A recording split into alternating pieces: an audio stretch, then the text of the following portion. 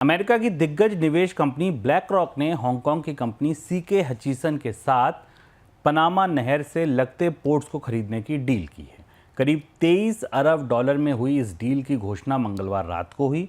अमेरिकी राष्ट्रपति Donald Trump लगातार पनामा नहर के ऑपरेशन पर चीन के नियंत्रण के खिलाफ बयान दे रहे थे। माना जा रहा है कि उनके दबाव में ही अमेरिकी कंपनी ने हांगकांग की कंपनी से नहर से सटे पोर्ट्स को खरीदने की डील की है। सर, क्या पूरी डील है, कैसे समझा जाए इसको?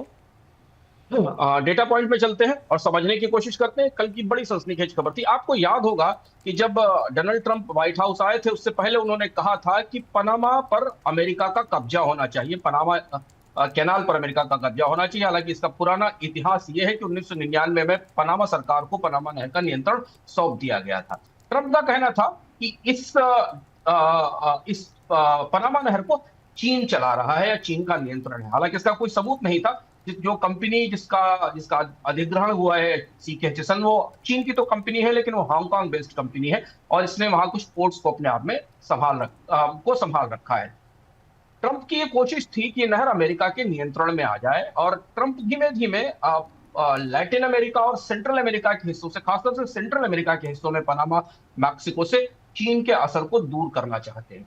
यह माना जा रहा है कि हालांकि सीके हचीसन जो हांगकांग की कंपनी है, जिसने ये डील ब्लैक रॉक के साथ की, जो दुनिया का सबसे बड़ा इन्वेस्टर है, उसने कहा है कि ये डील कॉमर्शियल है, लेकिन ये काफी सनसनीखेज डील है। करीब करीब 23 बिलियन डॉलर की इस डील की वैल्यू है। ब्लैक रॉक के इतिहास में सबसे बड़ी इंफ्रास्ट्रक्चर डील है, जिसमें बाल्बोआ और क्रिस्टोबाल पोर्ट्स पर चीन पर अब ब्लैक रॉक का नियंत्रण होगा। सीके हचीसन ने इसे छोड़ दिया है और इसके अलावा कुछ और भी बिजनेस है सीके हचीसन का, जिस पर ब्लैक रॉक को असर मिलेगा।